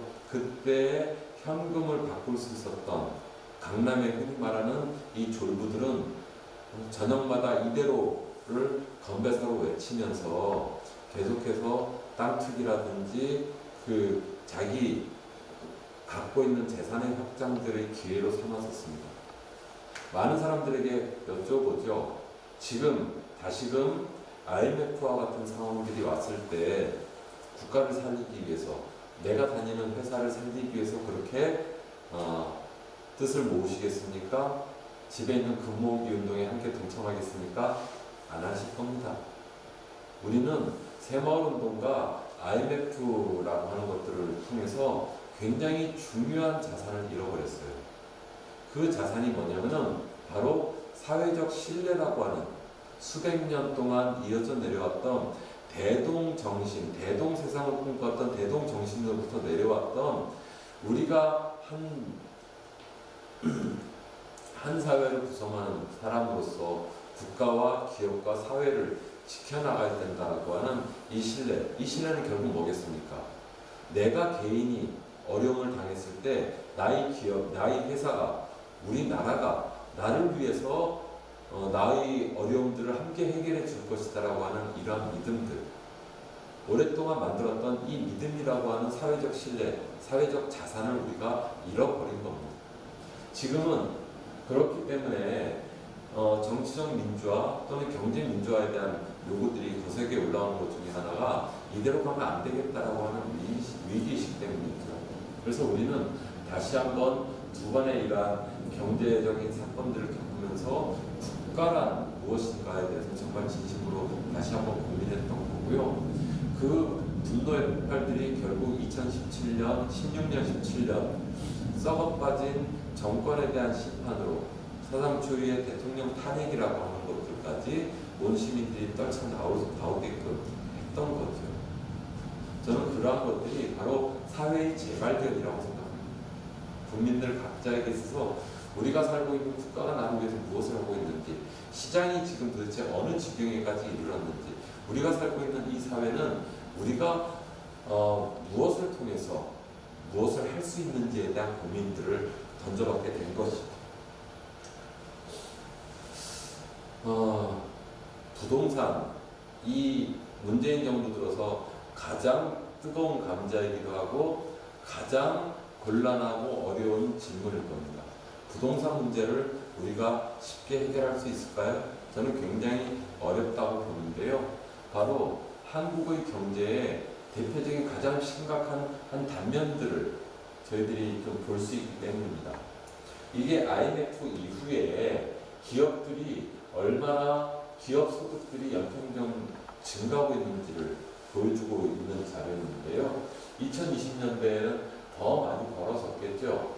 상대적으로 기업이 돈을 많이 벌어들이는 동안에 가계부채, 우리나라 지금 가계부채는 1,400조 돌파했습니다. 세대당 어마어마한 빚을 지금 짓고 있는 거고요. 그것뿐만이 아니라 국가부채, 공공부채가 치면은 이 공공부채가 아마 1,000조를 돌파한 것으로 알고 있는데요. 이렇게 기업은 돈을 벌지만 국가적으로 특히 가계, 우리 일반 국민들의 살림살이는 점점점 더 어려워지고 있습니다. 그 이유가 뭐겠습니까? 지금 가계 부채가 가장 많이 늘어나는 이유 중에 가장 큰 이유는 사실은 선생님들 한번 생각해 보세요. 제일 큰 문제는 내 집 장만 때문이 아닌가요? 천정부지로 올라가는 아파트, 은행에 돈 저축해 놓는 것보다 집 사놓는 것이 훨씬 더 많은 돈을 번다. 이 기형적인 거죠. 어쨌든 내 집 장만을 하고 돈 많이 들죠.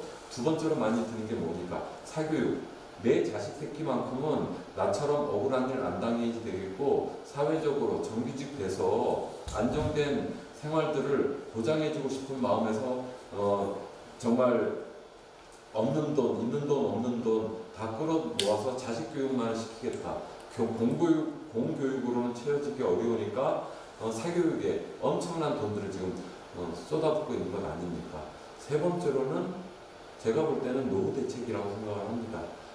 의료의 문제도 있고요. 내가 나이 들고 난 다음에 또 우리 가족들에게 예기치 않았던 아픈 사람이라든지 또 내 노후에 대한 장래 불확실성에 대해서 굉장히 많은 연금 등등의 것들을 붓고 있죠. 엄밀히 말하면은 최소한 이러한 것들이 뭡니까? 교육 국가가 시켜줘야죠. 국민들 다 세금 내고 있는 것 아닙니까? 최소한 국민들로 하여금 굶어 죽을 걱정 안 해야지 되고요. 그 다음에 비바람 피할 수 있는 내 직장만 하는 거, 더 나아가서 교육, 의료, 복지 이러한 영역들은 기본적으로 국가가 해줘야 될 의무이고 국민으로서는 권리가 아닌가요?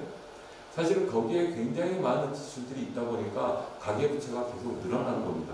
다르게 말씀드리면은 저 가계부채가 상대적으로 계속 늘어나고 있는 이유는 국가가 책임져야 될 것들을 개인에게 다 전가시키고 있기 때문입니다. 국가가 교육에 대해서 공교육을 제대로 못 잡고 있으니까. 그리고 부동산 마찬가지. 의료라든지 또 사회복지와 관련된 것들에 대해서 국가가 책임지지 못하니까 비용들을 다 개인이 부담하고 그래서 그것이 부채로 이어지는 것 아니겠어요? 저는 OECD 평균 복지 지출 예산이 박근혜 정부 때는 OECD 평균이 약 21%에서 22%였거든요. 한국은 7%대였습니다. 문재인 정부 들어서 그나마 두 자리 숫자로 올라선 거예요. 결국 오랜 기간 동안에 OECD 평균의 3분의 1밖에 복지 예산들을 편성하지 않고 지출하지 않는 그 나머지 돈들은 바로 국민들이 다 부담해왔던 거죠. 저는 그러한 불합리한 국가의 정책이 가계부채를 계속해서 양산하고 있다라고 생각하는 거고요. 여기에 또 하나, 두 가지 좀 심각한 예를 하나 들어드리겠습니다. 제가 앞서서 부동산 정책을 이번 정부가 쉽게 해결하기 어렵겠다라고 예측했던 이유 중에 하나는 국회의원 보좌관 출신의 한 분이 쓴 논문을 제가 볼 기회가 있었는데요. 우리나라 2006년 기준입니다. 벌써 15년 전 이야기예요. 토지 소유자, 그러니까 국유림하고 공유림을 뺀 사고팔 수 있는 민유림의 기준으로 토지 소유자 상위 10%가 대한민국 토지의 76%를 이미 그때 소유하고 있었어요. 단 1%가 절반 가까운 땅들을 가지고 있었습니다. 부동산 재벌들이 사실은 몸통이었던 거죠. 그 중에 우리나라에서 아파트 제일 많이 갖고 있는 1위부터 10위 있는 이 아파트 다주택자가 평균 1위부터 10위가 평균 몇 채 아파트를 소유하고 있는지 아십니까? 저는 그 자료 보고 정말 입이 떡 벌어졌는데요. 제가 이 질문을 하면 많은 분들이 크게 한 호흡 한번 훅 쉬면서 10채요, 20채요, 어떤 분은 장난삼아 100채요 라고 이야기하는데요. 여기 계신 분은 눈이 동그래질 거예요. 1위부터 10위의 평균 한 사람당 아파트 보유 채수가 550채입니다. 한 세로 따지면 한 단지만큼 아파트를 가지고 있는 거예요. 그런 속에서 그게 이미 15년 전 이야기인데요. 이 속에서 우리나라의 토지 공개념, 부동산 정책의 공공성 가능하겠습니까? 오랫동안 경제 민주화가 사실은 이제 이 시기를 놓치게 되면은 이것을 극복할 수 있는 간극들이 너무 벌어지고 있다는 거예요. 또 하나 예 중에 하나가 이명박 정부 때인데요. 이명박 박근혜 정부 때 2014년 딱 1년만 기준으로 대기업의 고소득층, 예? 임원들, 그 다음에 뭐 정부 상무, 간부들, 대기업의 이 임원들에 대한 세금을 감면시켜준 혜택이 자그마치 1년 안에 12조 원을 깎아줬습니다. 돈을 많이 벌면은 응당 세금 많이 내는 게 우리 국민의 기본적인 상식이잖아요. 근데 돈을 많이 버는 특권 계층에게 있어서 오히려 세금을 깎아줍니다. 그것도 당당하게. 저는 이러한 경제들을 국민들이 다 일일이 확인하고 알지는 못하더라도 느낌으로 안다는 거예요. 우리 사회의 경제가 얼마나 불확실하게 잘못되어 가고 있는지를 알고 있는 거고요. 그러한 위기의식으로부터 아까 말씀드렸듯이 사회적 경제에 대한 관심들이 모아지고 있는 겁니다. 제가 세계 경제의 어려움, 한국 경제의 어려움에 대해서 그 처한 현실에 대해서 말씀드렸는데요. 그럼 지역 경제를 한번 돌아볼까요? 전라북도, 제가 이제 부산에 와 있으니까요. 전라북도 지역 경제 한번 보시죠. 이게 작년에 나온 자료입니다. 2016년까지의 지역별로 여외 유출이 얼마나 발생하고 있는지. 그러니까 저희들이 이제 국내 총생산을 GDP라고 이야기하잖아요. 지역 총생산을 GRDP, 리저너블이 들어가서 GRDP인데요. 전라북도만 해도 GRDP, 전라북도에서 총 벌어들인 돈의 12%, 약 4조 9천억 원이 역외로 유출되고 있습니다. 여기서 역외 유출이라는 것은 어디로 유출되고 있어요? 예, 서울 수도권으로 이 돈들이 다 빨려가고 있는 거예요. 다르게 말씀드리면은 전라북도에서 실컷 벌어놓은 돈들을 서울에서 서울 본사들이 앉아서 따복따복 빨아먹고 있다는 소리예요. 지역 바깥으로 유출된다고 해서 역외 유출이라고 이야기하는 거거든요. 근데 저희가 2012년도에 같은 자료를 분석을 해봤었습니다. 그때 전라북도는 전국에서 2위였어요. 전남에 이어서. 근데 약 한 10년 사이에, 7, 8년 사이에 전라북도가 그나마 8위로 떨어졌더라고요. 보면은 충남이 제일 많습니다. 충남, 경북, 울산 이렇게 가고 전북은 제주에 이어서 끝에서 이제 두 번째로 많이 역외 유출이 줄어들었는데요. 어찌됐든 그렇더라도 전라북도의 약 12%가 서울로 빨려가고 있어요. 이게 바로 경제학 용어로는 빨대 경제라고 하는 겁니다. 우유나 음료수 이거를 빨대 꽂아서 이렇게 쪽쪽 빨아 먹잖아요. 전라북도도 서울 수도권에 이 빨대가 다 꽂혀 있는 거예요.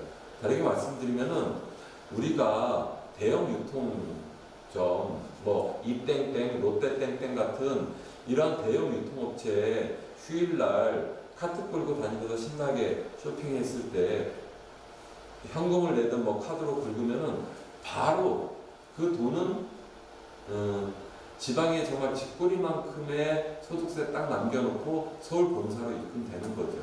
2012년도에 그때도 약 4조 원 정도의 지역 역외 유출이 있었는데요. 그 중에 제일 큰 것이 바로 약 1조 6천억 원 정도가 대형 유통마트를 통해서 전라북도의 소득이 서울로 빨려나가는 거예요. 지금은 제일 큰 게 온라인 쇼핑몰입니다. 온라인. 여러분들이 우리가 이제 코로나 때문이기도 하고 또 젊은 분들은 이렇게 신세계, 뭐 롯데마트 등등에서 가고 있는 온라인 통해서 이렇게 하고 또 옷이나 이런 것들도 다 이 핸드폰 앱으로 이렇게 사잖아요. 그러다 보니까 이 온라인 마켓이 다 어디에 본사를 두고 있습니다. 서울에 다 본사가 있어요. 딱 우리가 카드 결제를 딱 누르는 순간에 서울로 다 빨려나가고 있는 거죠. 지역 경제 없이도 전라도나 전국이 서울 경계에 다 유출되고 있다. 그 지역 경제가 건강해질 수 있나요? 사실은 수익의 12%가 아니라 총 매출의 12%가 빨려나가는 것은 어마무시한 역의 유출인 거죠. 그래서 자꾸 우리가 재래시장 이용합시다, 동네마트 이용합시다라고 자꾸 이야기하는 게 그거예요. 이 12%가 전라도에서 돌고 돌았을 때 얼마나 많은 지역경제 활성화의 유발 효과를 가져올 수 있겠냐는 거죠. 이러한 역유출이 계속 심해지다 보니까 도시와 농촌의 소득 격차가 이렇게 커집니다. 날이 갈수록 계속 커지고 있고요. 도시와 농촌의 소득 격차만큼이나 전국적으로 지역발전 지수, 삶의 질의 지수가 계속 떨어지고 있죠. 전라도, 전남과 함께 꼴찌입니다. 예. 삶의 질 지수가요, 지역발전 지수도 꼴찌고요, 삶의 질 지수도 전반적으로 밑바닥에서 헤매고 있어요. 저는 이렇게 결국 지역 경제를 지키는 것이 우리의 삶의 질, 그리고 지역 발전의 잠재력들을 키워내는 것에 있어서 얼마나 중요한 문제인지 알고는 있지만은 모르는 분들도 물론 계셔서 앞으로는 그러지 마세요. 그것을 위해서 우리가 노력을 함께 해야 됩니다. 결국 이러다 보니까 젊은이들이 정확하게 이 수치는 몰라도 지역을 자꾸 빠져나가는 거예요. 그래서 어찌됐든 서울 수도권으로 자꾸 올라가서 거기에 더 많은 일자리를 구하려고 하는 거죠. 그 결과가 또 어떻게 나타납니까? 그러다 보니까 농가 인구가 급속하게 감소하고요. 농촌 인구는 자꾸 고령화되죠. 고령화는요, 한 마을 주민들의 그러니까 구성원 중에 65세 이상이 예를 들면은 10% 이상, 15% 이상이면 고령화, 초고령화라고 합니다. 20% 이상이 되면 초고령화 사회예요. 근데 실제로 지금의 농촌에 가보십시오. 20% 이상이요? 아니죠. 65세 안 되는 분이 20%도 안 돼요. 그만큼 농촌 사회에 있어서 농촌 공동체, 초고령화, 농가 인구도 계속 줄어들고 있다. 그러다 보니까 과소마을이라고 합니다. 한 마을의 주민들이 한 세대가 20가구도 안 되는 마을, 작아도 너무 작은 과소 마을이라고 이야기하거든요. 이 과소화 마을들이 전라북도, 전라남도가 전국의 60%를 차지하고 있어요. 전북이 제일 많습니다. 흔히 말하는 정말 무진장, 임철순창, 남원 계속 줄어들고 있잖아요. 심각한 거는요, 전북, 전남도 심각하지만 제일 심각한 거는 그나마 적은 이 경북. 정말 경북도 굉장히 심각합니다. 전남도 심각하고요. 인구가 계속 줄어들고 있다는 거죠. 몇 년 전에 일본의 마스다 히로야라고 하는 아베 내각 1기의 우리 따지면은 행자부 장관 출신인 분이 책을 리포트를 하나 냈어요. 마스다 히로야, 마스다 리포트라고 하는데 그게 우리나라의 지방소멸이라고 하는 책으로 번역되어 나왔습니다. 거기에 소주제가 뭐냐면은 결국 도쿄 2030년에 일본 지방정부의 절반 이상이, 3분의 1 이상이 소멸될 것이다. 그러면 결국 초기에는 도쿄로 인구가 집중되지만 결국에는 도쿄도 늘고 소멸한다라고 하는 마치 예언서처럼 이렇게 된 건데요. 저는 그 책에서 소개하고 있는 통계에 대해서는 인정하지만은 정치적 함의와 뜻에 대해서는 동의하지 않습니다. 정말로 지방이 소멸될 건가? 저는 그렇지 않다라고 봐요. 그 이야기 좀 이따 하시고요. 어쨌든 이 지방 소멸 지수라고 하는 것은 간단합니다. 인구가 자꾸 줄어든다고 하는 것은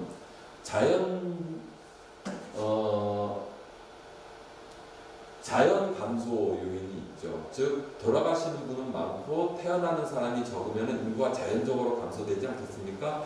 그것과 함께 사회적인 감소도 있습니다. 뭐냐면 전출이에요.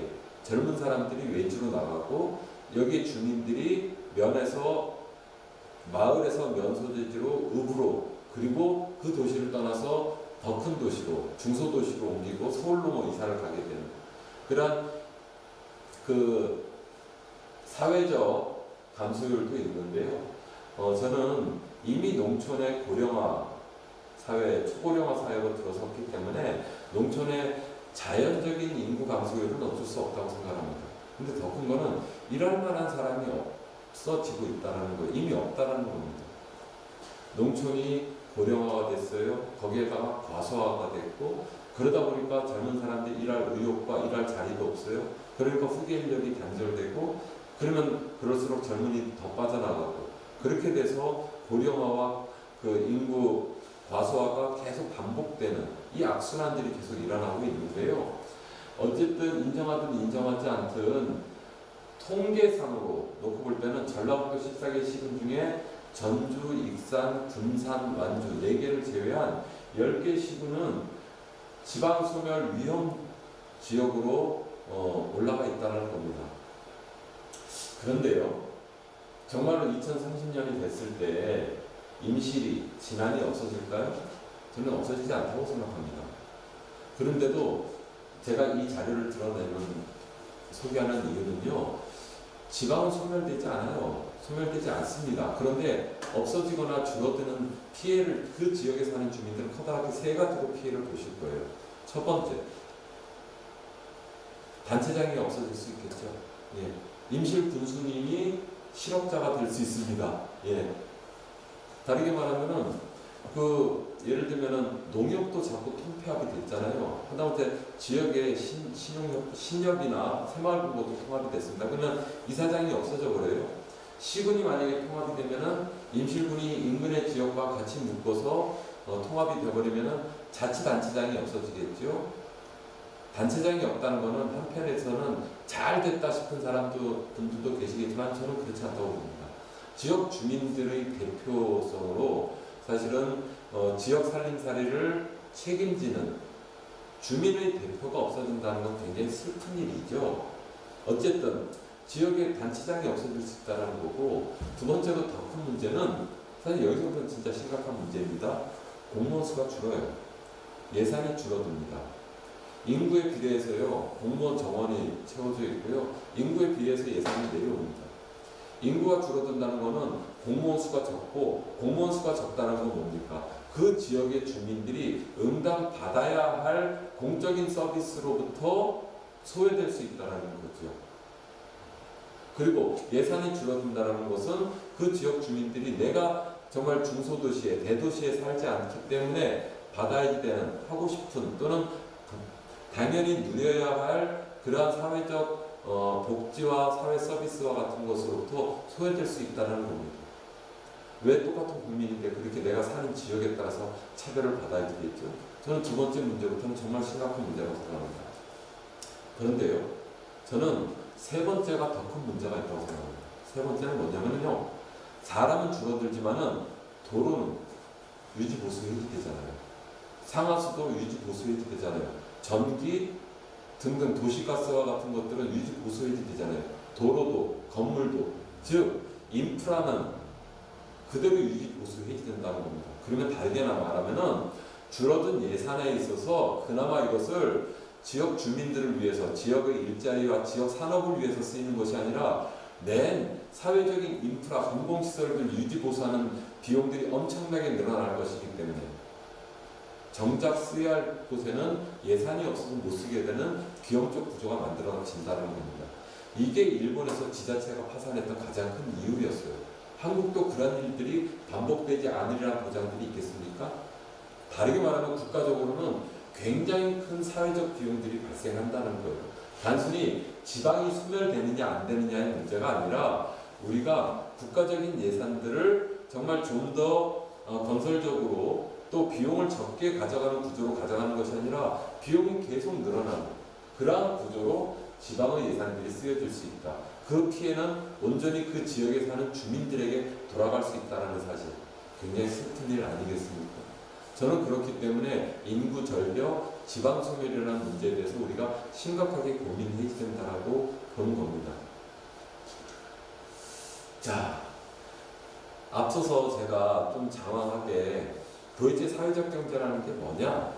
그리고 이 사회적 경제의 구성, 정의들을 위해서 경제라는 것이 어원적으로 어떠한 의미가 있고, 그러면 경제학이라는 것이 무엇을 위한 학문이었고, 그 경제학의 선언적 규정, 가설이라고 하는 것이 정말 맞느냐에 대한 이야기를 했습니다. 그리고 협동이라는 것이 인간의 본성이라는 거고요. 그러한 것들을 다 모아서 사회적 경제라는 것이 어떠한 의미를 함축하고 있는지에 대해 설명을 드렸습니다.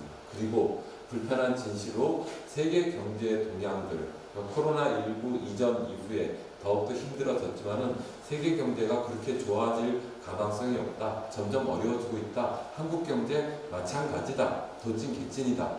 그런데 그러면 지역 경제, 전라북도 경제나 군산시 경제 빼먹었네요. 군산시 경제, 전라북도에서 가장 지금 어려운 지역, 경제 위기 지역이 사실은 군산 아닙니다. 지역 경제도 그렇게 전망이 밝지도 않고 현실적으로 처한 어려움들이 너무 어렵다라는 상황들은 다 공유한다라는 거죠. 그러면은 그러한 상황들 속에서 우리가 전라북도 전체적으로 농촌 사회든 중소도시에 있어서도 우리는 고령화 사회 또는 과소화에 따른 위험들을 안고, 그것이 결국 우리 삶에 있어서 삶의 질의 문제라든지 지역의 재정 건전성의 문제라든지 예산의 정당한 투입의 문제, 배분에 대한 문제들이 곤란을 겪고 있고 앞으로도 그것이 심해질 상황들이 예측된다라는 말씀을 드렸습니다. 이런 것들이 모여서 사실은 사회적 경제에 대한 관심과 시선들이 모아져 온 겁니다. 사회적 경제는 어느 날 하늘에서 뚝 떨어진 것이 아니라는 말씀을 드리려고 합니다.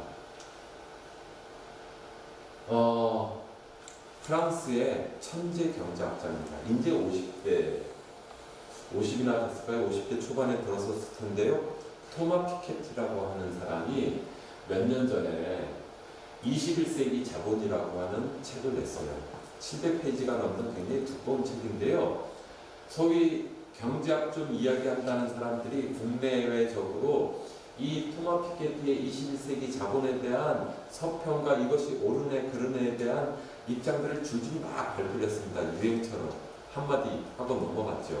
저는 거기에 대한 호불호를 하려는 것이 아니라 토마 피케티가 21세기 자본이라고 하는 책에서 무슨 이야기를 하고 있었는지를 말씀해 드리려고 하는 겁니다. 이게 뭐냐면요, 두 가지 표로 제가 이 피케티가 그린 건데요.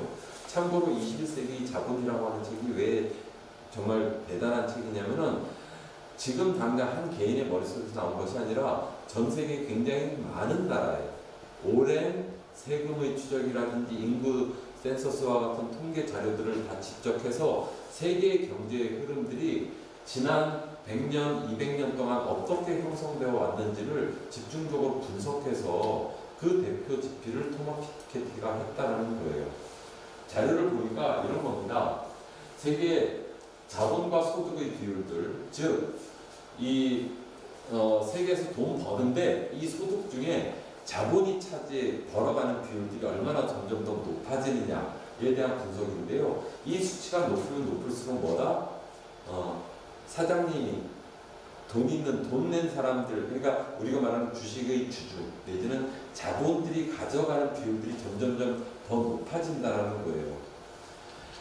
자본주의 전까지만 해도 자본과 소득의 비율이라고 하는 것이 물론 그전에도 무역이라는 것이 있었죠. 다른 나라와의 교역이 있었습니다. 그렇게 해서 상인 자본들이 출현을 했고, 그래서 자본도 상업 자본으로부터 출발한 거잖아요. 근데 산업혁명 이후에 이것이 산업 자본이 사실은 더 큰 규모의 산업 자본들이 상품을 만들어내면서 자본주의의 발전들을 쭉 성장을 주도하게 되는데요. 그것이 쭉 올라서서 여기 나오는 것처럼 19세기 후반, 20세기 초반이 됐을 때 세계사적으로 이때가 이제 500%에 육박한, 그러니까 그만큼 돈이 돈을 많이 버는 이러한 사회로 쭉 올라서게 되니까 부익부 빈익비 현상들이 이렇게 심해지니까 이 1890년대 그리고 1910년대에 역사적으로 세 가지 사건이 터지더라는 겁니다. 첫 번째, 19세기 1800년대에 들어서 10년 톰으로 경제공황들이 계속 발생했잖아요. 경제공황이 발생을 했는데 공황의 규모와 폭이 미국 일국을 넘어서서 전 세계적인 세계 대공황으로 발전했죠. 예. 그래서 1924년, 1934년 세계 대공황이 터지게 되는 공황이라고 하는 한 국가 그리고 전 세계의 경제가 땡 하고 얼어붙는 경제 대공황이 발생하더라는 겁니다. 두 번째로 20세기 들어서 뭔 일이 터졌습니까?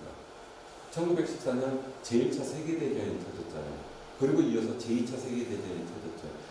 30년을 사이에 두고 즉 두 번째 이러한 사회적 흐름 속에서 전쟁이 일어났다는 거예요. 전 세계적으로.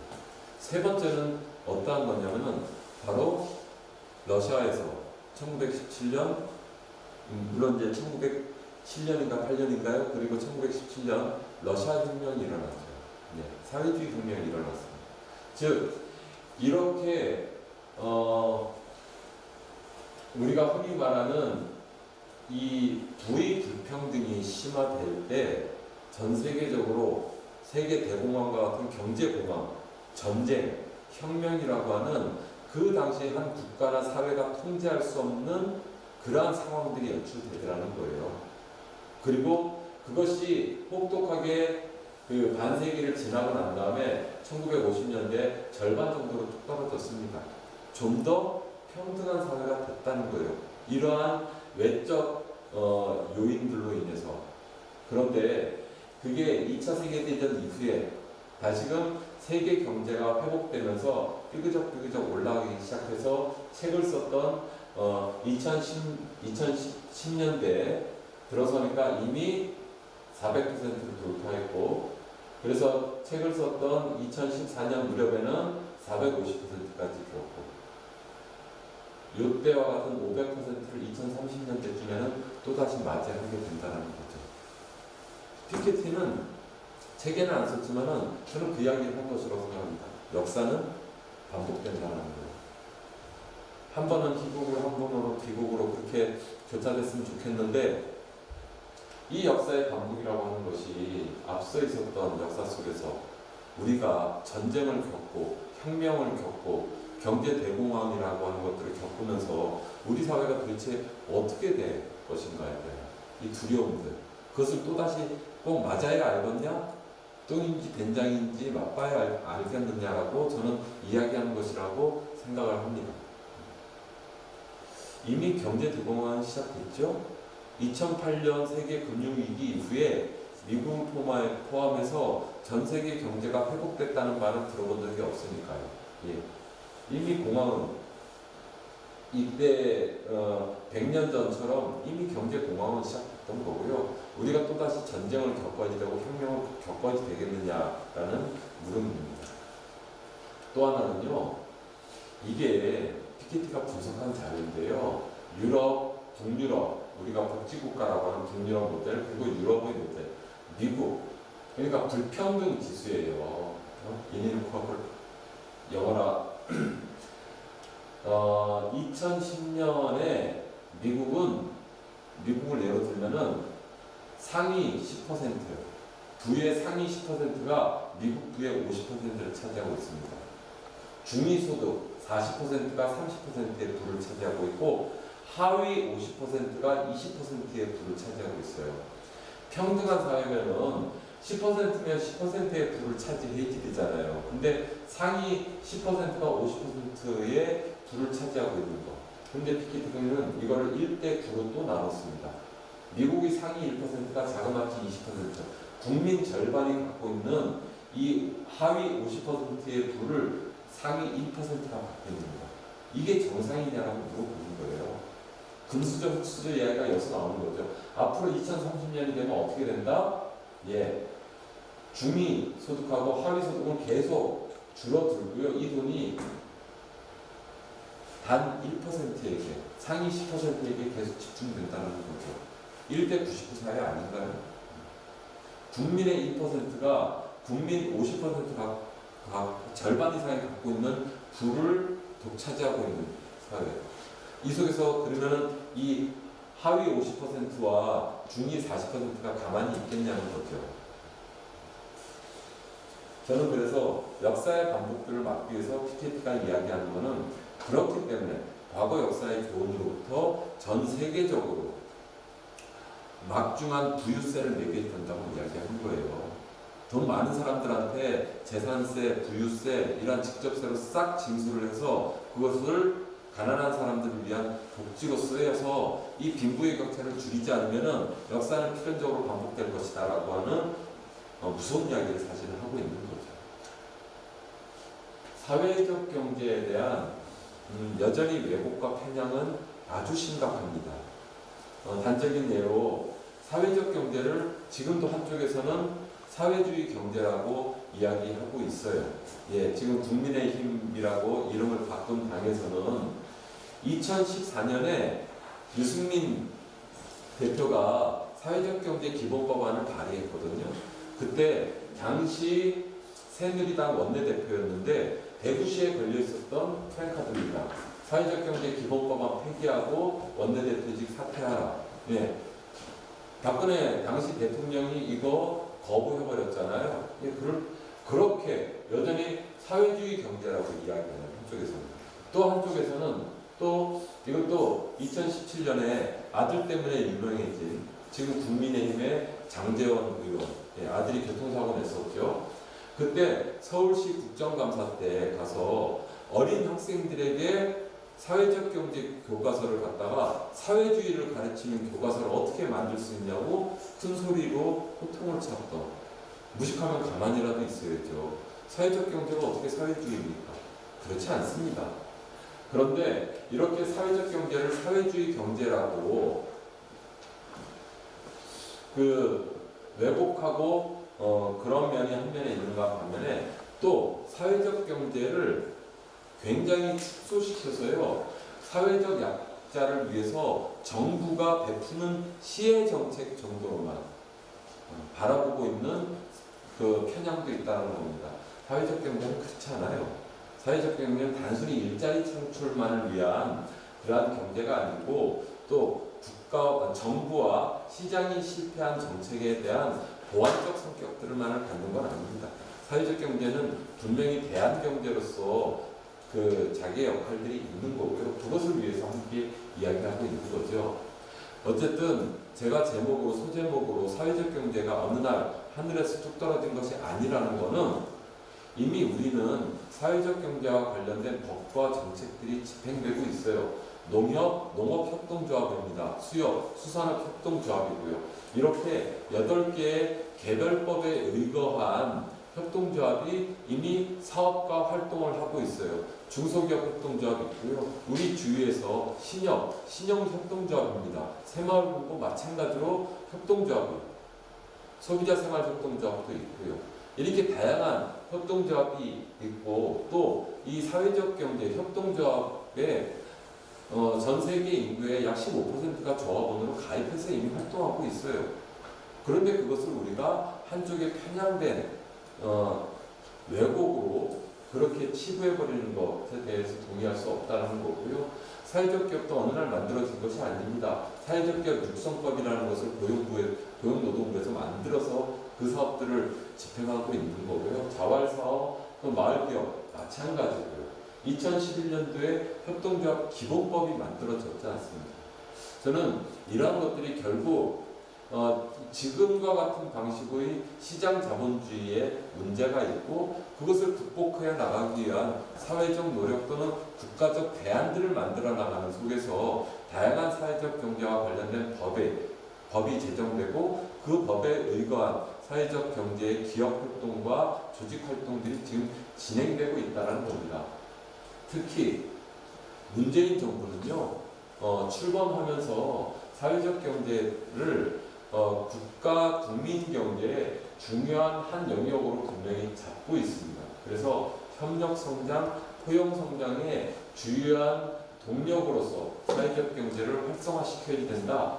이것을 통해서 좋은 일자리를 창출해야 되고 사회 서비스를 혁신하고 도시재생 등의 다양한 사회 문제 해결을 위해서 사회적 경제가 필요하고 이것에 대한 주요 정책들을 발표한 바가 있습니다. 2017년에 사회적 경제 활성화 방안을 발표했고요. 이듬해 사회적 금융 활성화 방안, 인재 육성 정책 등을 발표했습니다. 그리고 지금 현재 국회에는 사회가치 3법이라고 하는 사회적 경제 기본법, 사회적 가치 기본법, 그리고 공공구매 및 조달에 관한 법안들을 함께 지금 제출해서 제정을 기다리고 있는데요. 아까 말씀드린 것처럼 결국 사회적 경제라고 하는 것은 우리 국가가 할 수 있는 영역에 있어의 때로는 보완적 역할도 필요하지만은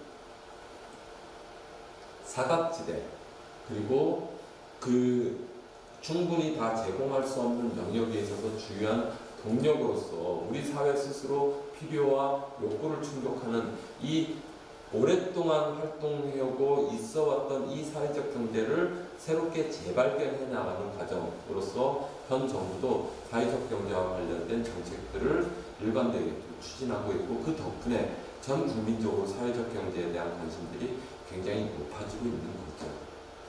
예, 이상으로 제가 이제 1교시를 마무리하겠습니다.